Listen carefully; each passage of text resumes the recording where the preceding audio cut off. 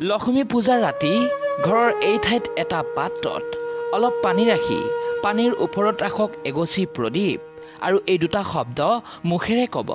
পানীৰ দৰে ঘৰলৈ টকা পইচাৰ সুদ বব। সেয়েহে বন্ধু বান্ধৱীসকল, প্ৰথমে মোৰ চেনেল টিপছ ABC 101লৈ আপোনালোকক স্বাগতম জনাইছোঁ। বন্ধু বান্ধৱীসকল, আপোনালোক কেনে আছে?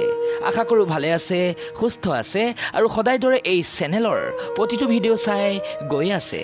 বন্ধু বান্ধৱীসকল, আজিৰ ভিডিঅ'টি কিন্তু খুবেই গুৰুত্বপূৰ্ণ, গতিকে ভিডিঅ'টি স্কিপ নকৰাকৈ শেষ পৰ্যন্ত চাই গৈ থাকক আৰু এতিয়া আহক ভিডিঅ'টি আৰম্ভণি কৰি লওঁ।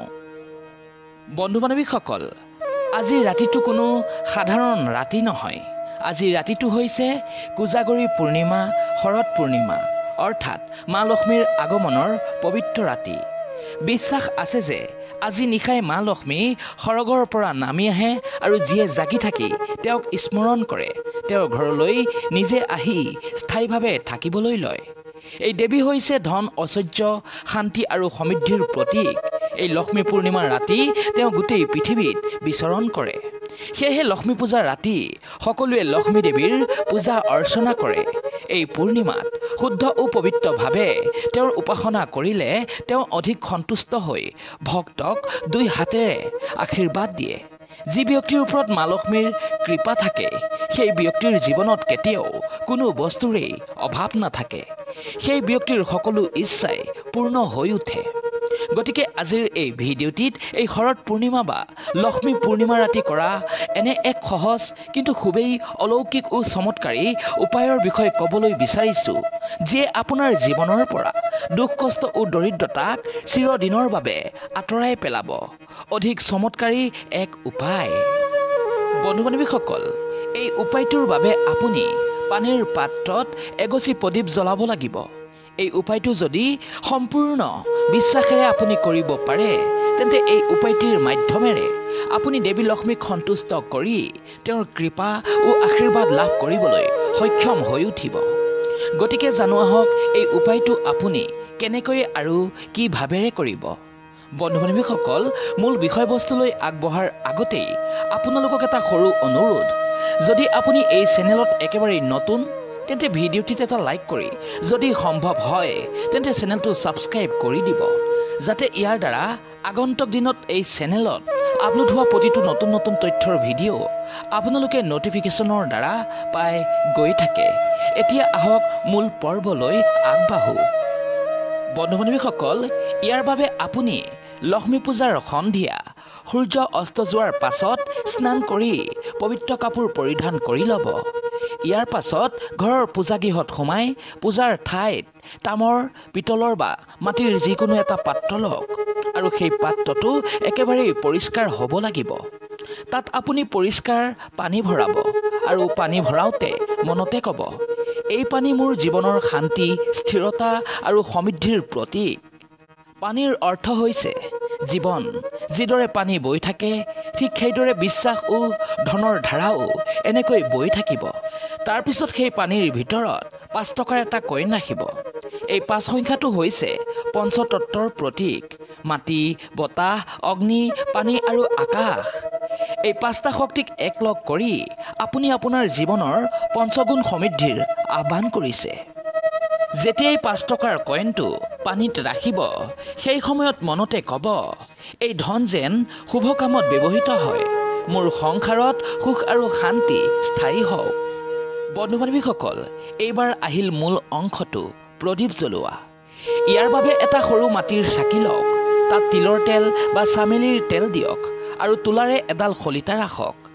ইয়াৰ পাছত সেই প্ৰদীপ গছি জ্বলাই পানীৰ ওপৰত উপঙাই দিয়ক। মনত ৰাখিব, প্ৰদীপ গছি যেন পানীৰ ওপৰত উপঙি থাকে আৰু দীপ্তিৰে যেন চকু চকমক কৰে। এই প্ৰদীপ গছিয়ে এইটো বুজায় যে অন্ধকাৰৰ মাজতো আশাৰ আলো আৰু বিশ্বাস জ্বলি থাকিব পাৰে। পানীৰ অৰ্থ হৈছে স্থিৰতা, দীপৰ অৰ্থ আলো আৰু কইনৰ অৰ্থ হৈছে ধন। এই তিনিটা একলগ কৰিলে মা লক্ষ্মীৰ শক্তি ঘৰলৈ আহে বুলি কোৱা হয়। ইয়াৰ পিছত জ্বলি থকা প্ৰদীপ গছিৰ ফালে চাব, চকুত চকমক কৰিব। আপুনি চকু বন্ধ কৰি মা লক্ষ্মীৰ নাম লওক আৰু নীৰৱতাৰে কওক, মা, মোৰ ঘৰত ধনৰ লগত শান্তি থাকক, মোৰ সংসাৰত আলো থাকক, অপচয় আৰু চিন্তা দূৰ হওক। ইচ্ছা কৰিলে এই মন্ত্ৰটো 11 বাৰ আপুনি উচ্চাৰণ কৰিব পাৰে। মন্ত্ৰটি হৈছে ওম শ্ৰী মহালক্ষ্মী নমঃ। এই মন্ত্ৰ উচ্চাৰণৰ লগে লগে আপোনাৰ মন আৰু পৰিৱেশ দুয়োটাই পবিত্ৰ হৈ পৰিব। দীপৰ পোহৰে ঘৰৰ সকলো অন্ধকাৰ, চিন্তা আৰু অশান্তিক গলাই আঁতৰাই পঠাব। এয়া হৈছে বিশ্বাসৰ দ্বীপ, যি দ্বীপত মা লক্ষ্মী নিজেই প্ৰকাশিত হয় বুলি মানা হয়। আৰু যেতিয়াই আপোনাৰ পূজা বা ধ্যান শেষ হ'ব, ইয়াৰ পাছত প্ৰদীপগছি নিজেই নুমাই যোৱালৈ অপেক্ষা কৰিব। যেতিয়াই প্ৰদীপগছি নুমাই যাব, তাৰ পাছত সেই পাত্ৰত থকা পানীখিনি লৈ গৈ গছৰ গুৰিত আপুনি ঢালি দিব আৰু কইনটো উঠাই ৰঙা কাপোৰত মেৰিয়াই পূজাৰ ঠাইতেই আপুনি ৰাখি থ'ব। প্ৰতি বছৰে লক্ষ্মী পূজাত সেই কইনটি পুনৰ ব্যৱহাৰ কৰিব পাৰিব। ইয়াৰ ফলত আগৰ বছৰৰ ধনৰ শক্তি আপোনাৰ ঘৰলৈ পুনৰ আহিব। মা লক্ষ্মীৰ কৃপাত ধনৰ কোনোদিনেই অভাৱ নহ'ব। বন্ধু বান্ধৱীসকল, এইখিনিতে এষাৰ কথা কৈ থৈ যাওঁ।